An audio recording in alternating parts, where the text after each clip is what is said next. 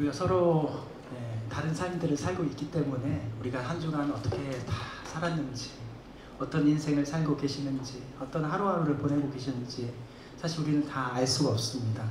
그러나 한 가지 분명한 것은 지금 우리 모두에게 필요한 것은 믿음이 아닌가 싶습니다. 오늘 믿음이 필요한 시대를 우리가 살고 있다는 것입니다. 오늘 함께 찬양을, 그래서 그런 믿음에 관련된 찬양을 쭉 함께 나눴는데 정말 필요한 것이 믿음 아닌가라는 생각을 해봅니다.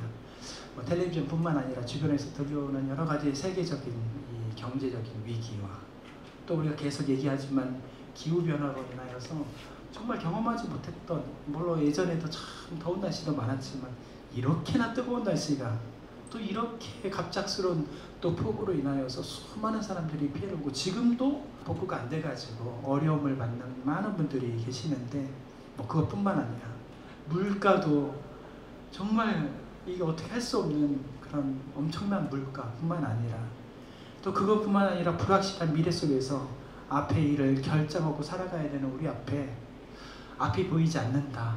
또 이걸 어떻게 해야 되나라는 그런 답답한 큰 무게가 지금 우리의 모든 모습들을 짓누르고 있지 않는가라는 생각을 해보게 됩니다.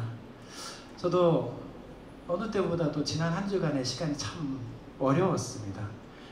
목회적인 현실의 상황뿐만 아니라 또 새로운 시작을 위해서 뭔가 결정을 해야 되는 그런 상황 속에서 잠이 안 오더라고요. 그러니까 저 잠 잘 잡니다. 잠 잘 자는데 그런데 잠을 잘 이룰 수 없는 그런 상황 가운데 있었습니다.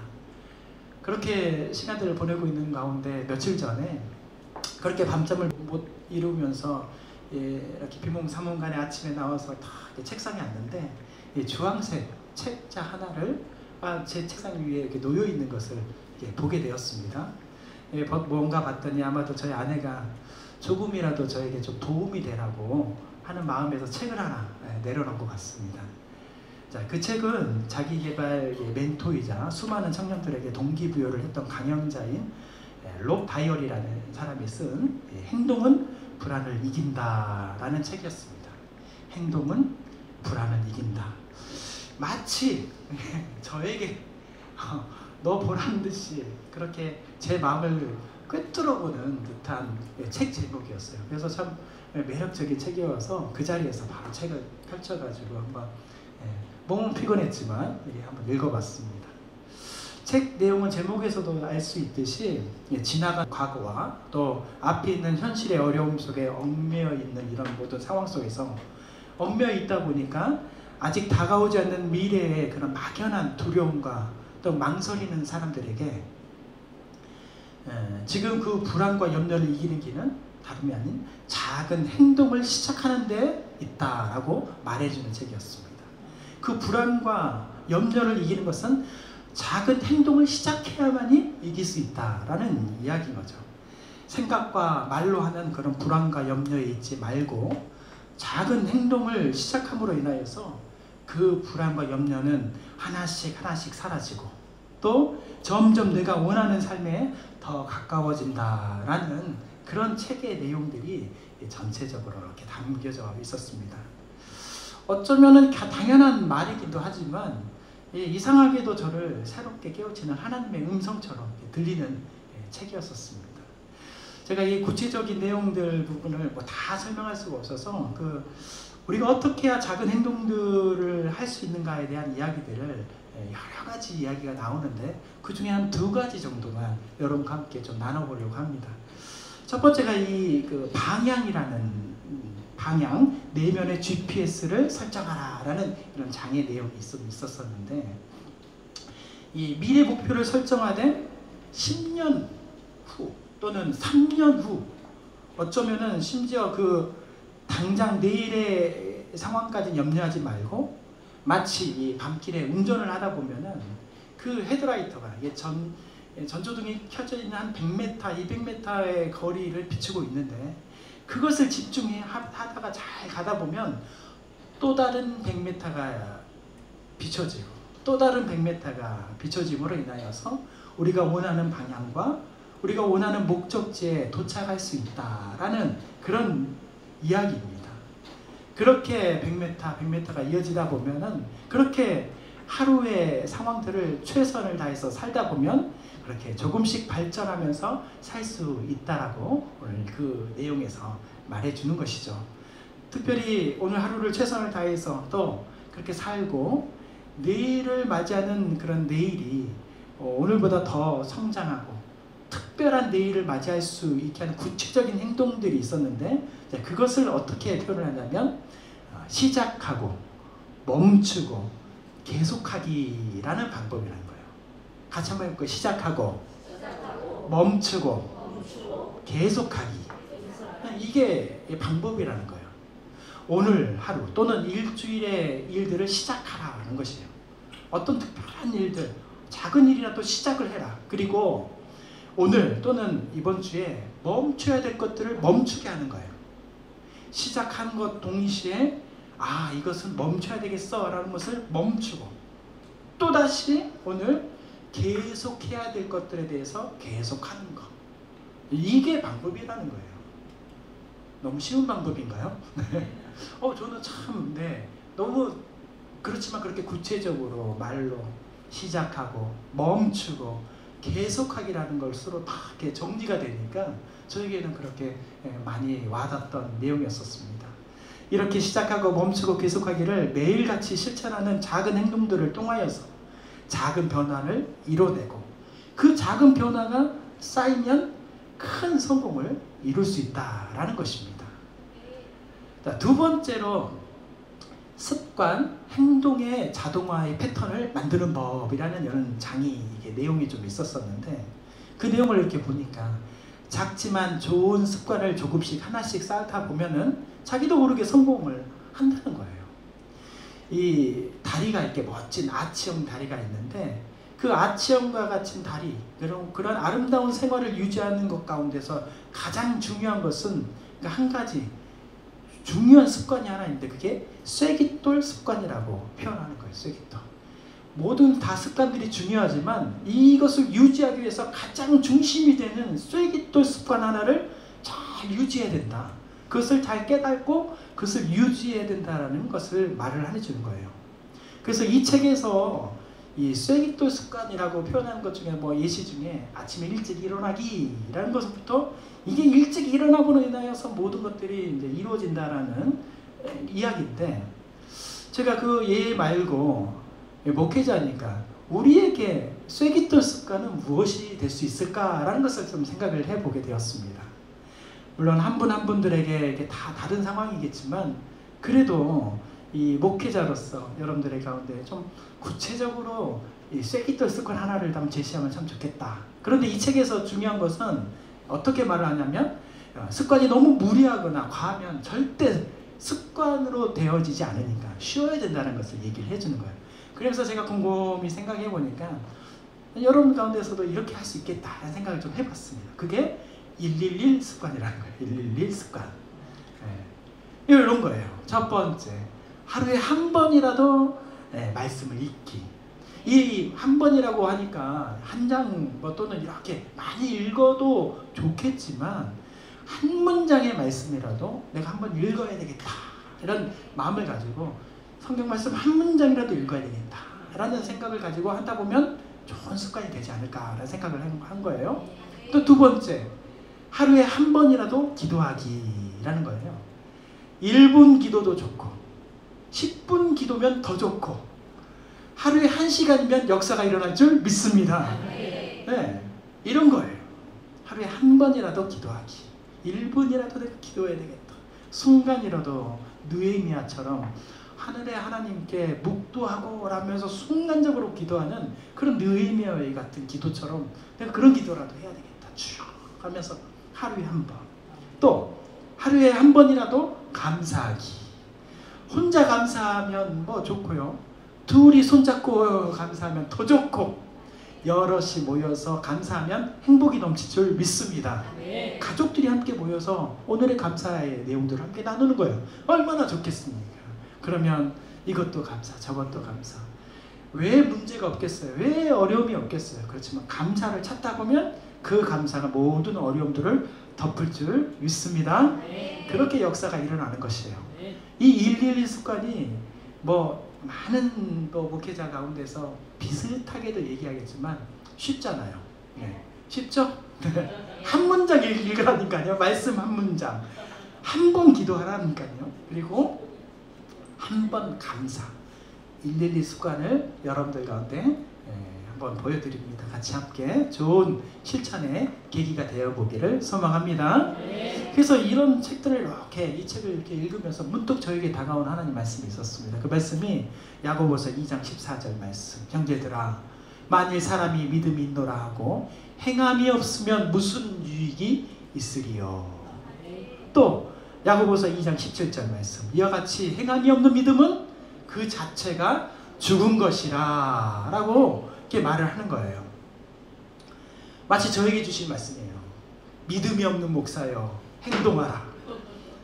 제가 참 믿음이 없는 모습이 한 주간 그런 마음들이 좀 있었던 것 같거든요. 행동하라. 믿음이 없는 김 집사야. 여기 김 집사님, 김동준 집사님.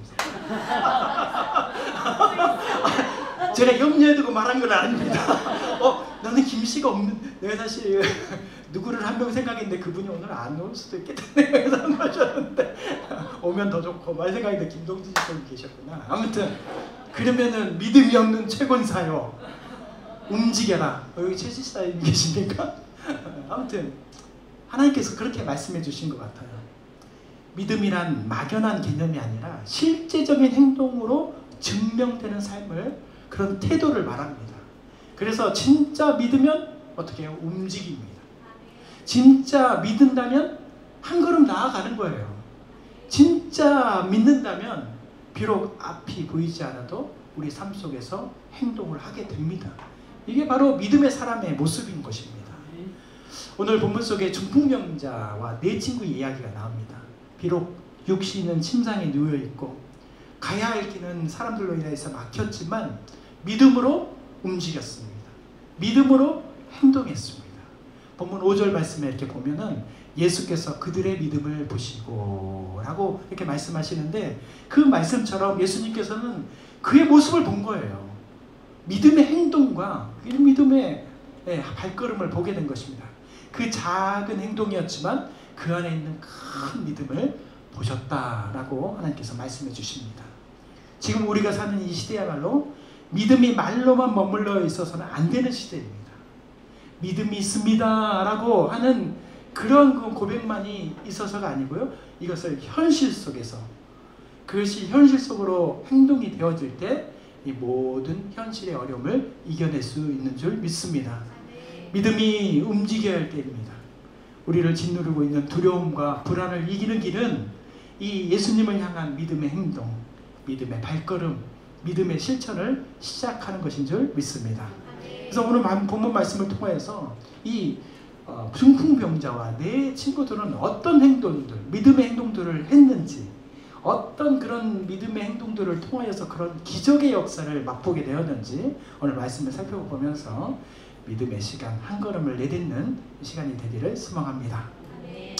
첫 번째로 중풍병자와 네 친구가 보여준 믿음의 행동 첫 번째가 바로 살아야지. 마음속에 이 모든 모습들 가운데 살아야지라는 행동들이 보여졌다는 것입니다. 본문 1절과 2절 말씀 우리 같이 한번 읽어보겠습니다. 수일 후에 예수께서 다시 가버나움에 들어가시니 집에 계신다는 소문이 들린지라 많은 사람이 모여서 문 앞까지도 들어설 자리가 없게 되었는데 예수께서 그들에게 도를 말씀하시더니. 아멘.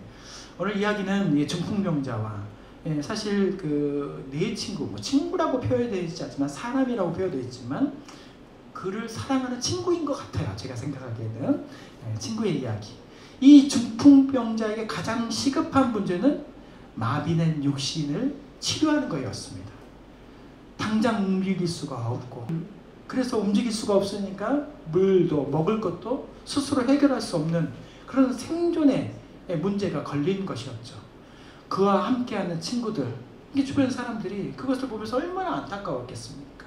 그래서 친구들의 눈에도 그 육신적인 문제가 빨리 해결돼야겠다라고 계속 생각을 했던 것이죠.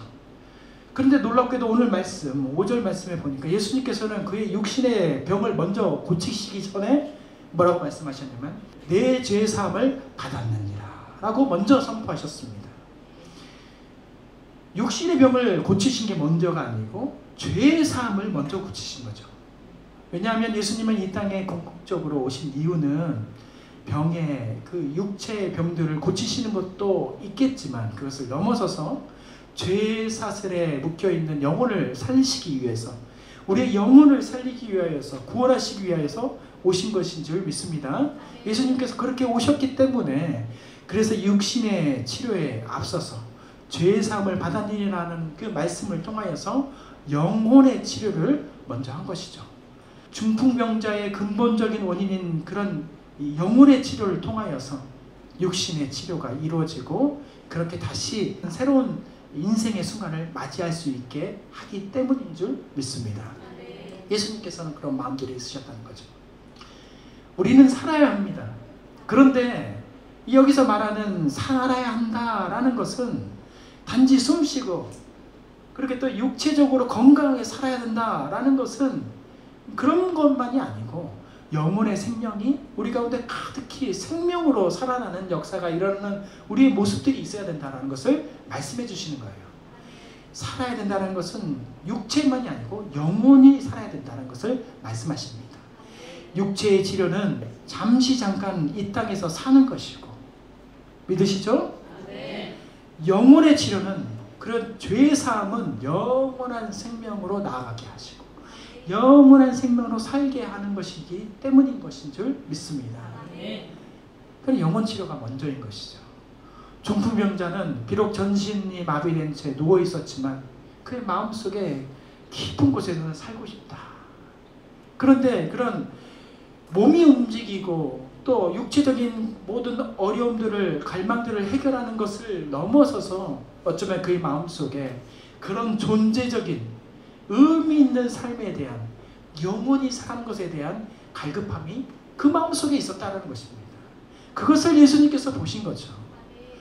그것은 그 사람, 중풍병자에게만 있었던 것이 아니고 함께하는 사람들, 그 4명의 친구들 가운데서도 그런 모습이 있었다는 거예요. 그래서 그들 가운데서도 함께 살자라는 이야기가, 마음들이 있었다는 것입니다.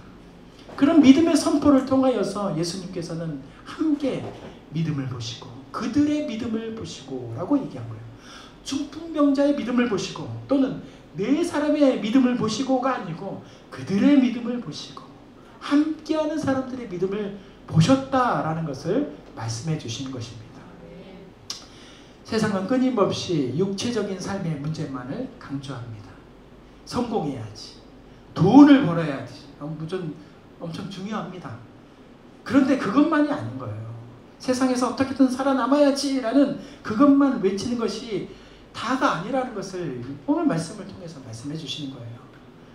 영혼이 살지 않으면 그 모든 육체적인 성취는, 그 모든 육체적인 성공은 다 공허한 것이고 무의미합니다. 한번 있다가 사라지는 거예요. 영원할 수가 없는 것입니다. 내가 100만 원, 1000만 원이 있다면 그것으로 만족합니까? 그 순간적으로 없어질 수 있는 거잖아요. 건강의 문제로, 여러 가지 관계의 문제로, 내가 알 수 없는 여러 가지 상황으로 인하여 내가 가지고 있는 것은 싹 일순간에 사라져버릴 수도 있는 거예요. 그런데 영혼의 치료, 죄사함의 문제는 다른 것입니다. 죄사함의 문제가 우리 가운데 해결됨이 먼저인 줄 믿습니다. 그렇게 살아야 되는 거예요. 겉으로 화려해 보여도 영혼이 병들어 있다면 진정한 행복과 평안을 누릴 수가 없습니다. 그래서 우리는 이렇게 고백해야 됩니다. 살아야지 라고 고백하는데 그에 앞서서 무엇보다도 내가 먼저 내 영혼이 살아야지, 그런 고백이, 그런 삶의 행동들이 먼저 일어날 때 진짜 생명으로 그런 의미 있는 인생을 살게 될 줄 믿습니다. 자, 두 번째로 이 중풍병자와 내 친구들에게 있었던 이 믿음의 행동의 두 번째는 만나야지라는 걸, 만나야지. 오늘 본문 3절과 4절 말씀 우리 같이 한번 읽어보겠습니다. 사람들이 한 중풍병자를 4사람에게 메어가지고 예수께로 올세 무리들 때문에 예수께 데려갈 수 없으므로 그 계신 곳에 지붕을 뜯어 구멍을 내고 중풍병자가 누운 상을 달아 내리니. 아멘. 믿음은 만남에서 시작되는 줄 믿습니다. 또한 모든 치료와 회복은 바로 예수님을 만나는 그 자리에서 시작되는 줄 믿습니다. 그런데 예수님을 만나는 것이 어려웠어요. 너무너무 어려운 길이었었습니다. 예수님이 계시는 곳 가운데 가기도 어려웠지만 가서 보니까 너무 많은 사람들이 그 예수님 주변에 있어서 그것을 뚫고 갈 상황도 안 됐고 어떻게 될 상황이 안 됐습니다. 중풍병자가 스스로 움직일 수도 없었기 때문에 친구들이 그 메워온 상을 가지고 어떻게 앞으로 나아갈 수가 없었던 것입니다. 이제 좌절할 상황이었던 것이죠. 그런데 또 그 앞에는 그런 좌절할 그런 가로막힌 장벽뿐만 아니라 솔직히 어떤 상황들을 보면서 그의 마음 가운데 이 회의감도 있었어요. 이 상황에서 예수님을 만날 수 있을까? 그런 회의감. 또는 사람들이 이렇게 가면은 비웃지 않을까? 라는 그런 시선들, 불편한 시선들이 막 느껴졌죠. 이런다고 뭐가 달라질 수 있을까라는 솔직한 그 마음 가운데 인간적인 절망감들도 있었을 것 같습니다. 그런데 그런 수많은 영적인 또 심리적인 장벽을 그런 것을 다 해치고 이 중풍병자와 이 4명의 친구들은 포기하지 않고 앞으로 나아갔습니다. 서로의 모습들을 보면서 어쩌면은 서로의 손을 잡고 우리가 함께 외치면서 만나야지. 우리가 예수님을 만나야지. 여기까지 왔는데 이제 이렇게 더 이상 살 수 없지 않겠어? 라고 하면서 서로의 손을 잡고 만나야지. 이렇게 외치면서 나아가게 된 거예요. 그런 간절한 믿음을 통해서 그 믿음이 상식 밖의 행동들을 하게 됐습니다. 어떤 행동들을 하게 됐느냐? 오늘 말씀 통해 가운데서도 볼 수 있듯이 남의 집의 지붕에 위에 올라간 거예요. 올라간 것뿐만 아니라 지붕을 그 순간 뜯기 막 한 거예요. 이 모든 것 가운데에서 막 시선과 비난을 감수하면서 막 뜯으니까 뭐 먼지가 떨어지고 그 밑에 있는 사람들은 어떻게 됐겠어요? 난리가 나지 않았겠습니까? 그것을 다 감수하면서 그 침상을 달아 매매가지고 예수님 앞으로 내려드린 거죠. 이게 어떻게 사람의 맨정신으로 할 수 있었겠습니까? 그냥 순간적인 그동안의 그냥 인간적인 우정으로 할 수 있었겠습니까? 믿음의 행동인 줄 믿습니다. 믿음의 행동들은 우리가 할 수 없는 우리의 생각을 뛰어넘는 일들을 하게 하는 것입니다. 우리의 친구, 내 친구, 또 나의 이 모든 것은 예수님만이 고칠 수 있다라는 이런 확고한 믿음 가운데서 비롯된 것입니다. 그들은 어떠한 장애물도 예수님을 만나는 것에 막을 수가 없다. 예수님을 만나는 그 길을 막을 수 없다라는 확신을 가지고 있었던 것입니다. 우리는 우리 앞에 놓여있는 수많은 문제를 해결할 때 어떻게 해결합니까? 세상의 수많은 만남들, 세상 사람들의 만남을 통해서 해결을 하려고 하잖아요. 그렇죠? 좋은 사람을 만나면 해결이 될 것 같고 어쩌면 좋은 의사를 만나면 해결이 될 것 같고 저 사람을 만나면은 지금의 내 문제가 해결이 될 것 같고 또 좋은 기회를 잡으면 이렇게 해결이 될 것 같다라는 생각에 그런 기회를 잡으려고 애를 씁니다. 세상의 지식과 경험을 총동원해서 모든 문제를 해결하려고 하지만 결국 남은 것은 해결되는 일들도 있겠지만 많은 일들 보면 한숨이 남고 절망이 우리 가운데 남습니다. 그런 경우가 허다합니다. 세상의 만남 속에는 기쁨도 있을 수 있겠지만 더 큰 실망과 좌절을 안겨주기도 합니다. 왜냐하면 세상의 만남은 근본적인 죄의 문제를 해결할 수 없기 때문이에요. 죄의 문제의 부분이 해결이 돼야 되기 때문에 죄의 문제가 해결이 되면 그 다음에 이어지는 복의 문제는 저절로 따라오는 건 줄 믿습니다. 그러나 우리는 오늘 주시는 말씀을 통하여서 예수님을 만남을 통하여서 모든 문제, 그런 진정한 문제의 해결이 있다라는 것을 우리는 깨닫게 됩니다. 예수님을 만나면 모든 문제가 해결이 됩니다. 라고 오늘 말씀 통해서 말씀해 주시는 것입니다. 중풍병자의 모든 문제는 예수님을 만나는 순간 단번에 끝납니다. 나중에 해결이 된 게 아니에요. 그 자리에서 해결이 된 것입니다. 그가 예수님을 만난 그 자리에서 죄는 사해지고 병은 고쳐지고 그의 인생은 완전히 바뀌는 역사가 일어나는 게 된 것입니다. 육체 마비뿐만 아니라 영혼의 그 묶인 것지, 그러니까 전인적인 치유, 영혼육의 치유, 정인적인 그런 치유의 회복이 일어난 것입니다. 이 만남은 그의 삶의 새로운 시작을 가져다 주었습니다. 그러나 우리가 잊지 말아야 될 것은 이러한 영적인 만남의 자리 가운데서는 우리의 대가가 필요합니다. 우리가 내려놓아야 될 대가가 필요해요. 그냥 이루어진 게 아니에요. 이 중풍병자와 또 네 사람 가운데서도 볼 수 있듯이 용기가 필요했어요. 우리가 하나님 앞에, 예수님 앞에, 예수님을 만나기 위하여서 이런 모든 영적인 만남을 해결하기 위하여서는 우리의 대가, 용기가 필요하고요. 또 희생과 헌신이 필요합니다. 남의 일이니까 그냥 두는 것이 아니라 내 일처럼 생각하면서 함께 했었을 때, 그런 희생과 헌신이 있었을 때 그러한 놀라운 역사가 일어나는 거예요. 또 모든 어려움을 헤쳐나갈 지혜와 인내 뿐만 아니라 사랑과 굳건한 믿음, 이런 것들에 대한 대가가 필요합니다. 이런 마음들을 하나님 나에게 허락하여 주옵소서 기도하시길 바랍니다. 네. 예수님을 만나기 위해 모든 것을 걸고 나아가는 그런 간절함이 있을 때 비로소 진정한 만남의 은혜를 경험할 수 있는 것입니다. 우리는 지금 이 예배 가운데 걸어오실 때 여러분들의 마음 상태, 한 분 한 분의 모든 모습들은 다를 수 있겠지만 혹시 그 마음 가운데에서 그런 간절한 믿음으로 내가 주님을 만나야겠습니다. 오늘 이 모든 문제가 해결될 수 있도록 주님이 나를 만나주시고 내가 주님을 만나야겠습니다 라는 그런 마음으로 이 발걸음 가운데, 이 자리에 오신 여러분들 마음 가운데 하나님께서, 예수님께서 지금 여러분들을 만나게 하시는 줄 믿습니다. 예수님을 만나는 순간이에요. 그렇게 계시는 분이 있는 줄 믿습니다. 자, 마지막으로 세 번째, 믿음의 행동의 세 번째는 지켜야지. 지켜야지. 첫 번째의 행동은 살아야지. 두 번째 행동은 가운데 만나야지. 세 번째 행동은 지켜야지. 이런 거예요. 오늘 본문 5절 또 11절과 12절 말씀 우리 같이 한번 읽어보겠습니다.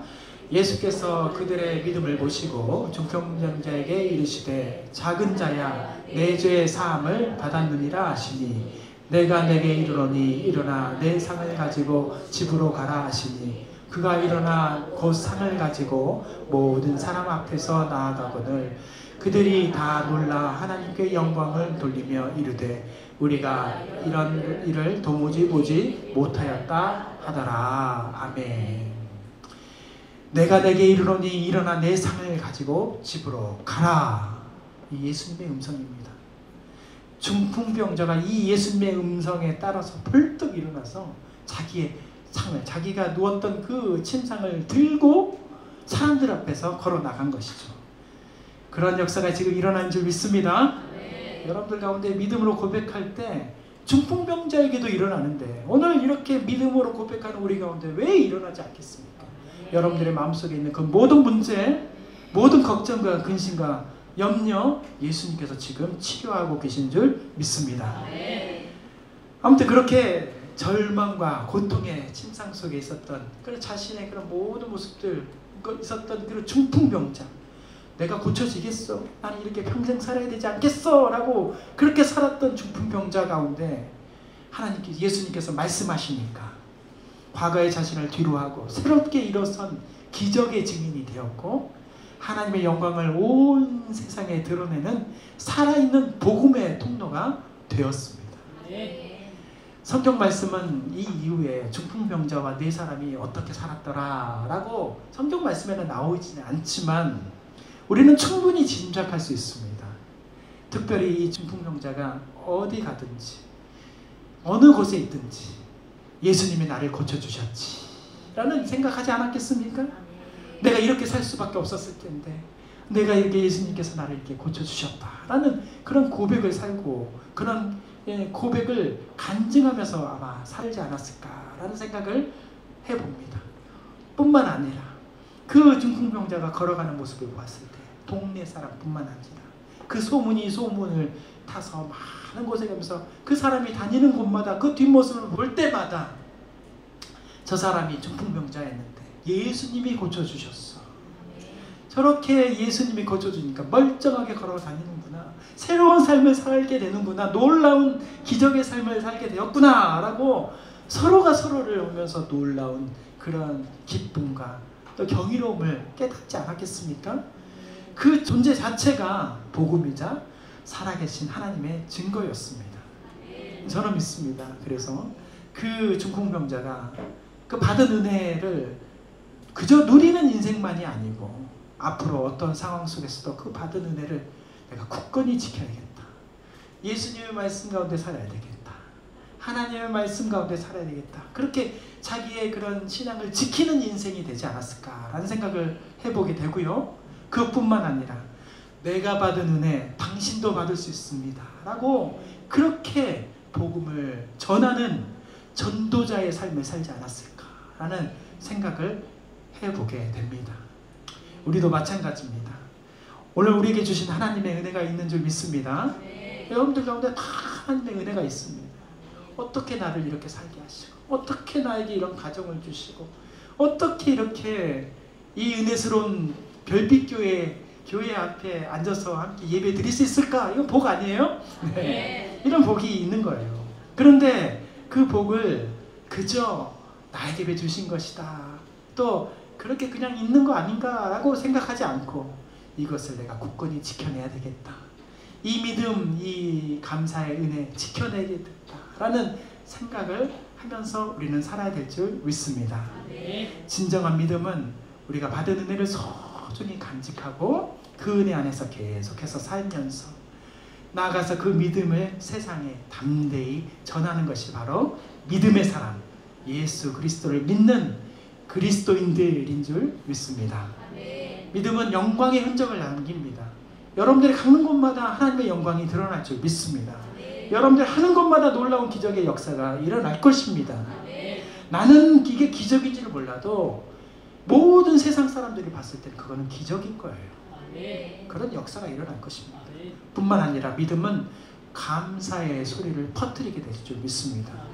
나만 감사하는 것이 아니라 내가 감사하니까 당신도 감사하고 저 사람도 감사하고 모두가 감사하는 그런 진정한 감사로 인하여서 여기저기에 웃음소리가 여기저기에 놀라운 그런 기쁨의 소리가 우리 가운데 들려지고 또 그런 인하여서 모두가 행복한 인생들이 다 되게 될 줄 믿습니다.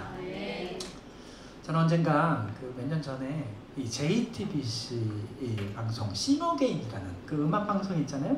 싱어게인이라는 프로그램에서 74호 유정석 씨가 노래 부르는 모습을 보면서 감동받고 한참 눈물을 흘렸던 적이 있었습니다. 사실 제가 그때 다 모든 것을 내려놓고 새롭게 제 인생을 앞으로 어떻게 살아야 될 것인가 라고 생각하고 있던 그런 순간에 하나님께 주시는 많은 위로와 소망의 어떤 사인들이 있었는데 그 중에 하나 나에게 참 위로가 되고 이렇게 다시 한번 살아야겠다. 하나님의 음성과 같은 그런 노래였습니다. 이 노래가 어떤 노래냐면 이런 노래예요. 한 번 더 나에게 질풍 같은 용기를 거친 파도에도 굴하지 않게 드넓은 대지에 다시 새길 희망을 안고 달려갈 거야 너에게 라는 노래였습니다. 이런 노래 제가 이런 노래를 이렇게 부를 때마다 저에게는 꼭 찬송가 찬양 같아요. 이렇게 한 번 더 너에게 질풍 같은 용기를 말할 때 눈물이 쏟아지는 거예요. 자, 이 노래는 17년 전에 유정석 씨가 그 애니메이션 쾌걸 만화인데 쾌걸 근육맥 2세라는 주제가로 불렀던 거예요. 노래 제목이 질풍가도라는 겁니다. 만화 주제가예요. 만화 주제가. 질풍가도라는 노래예요.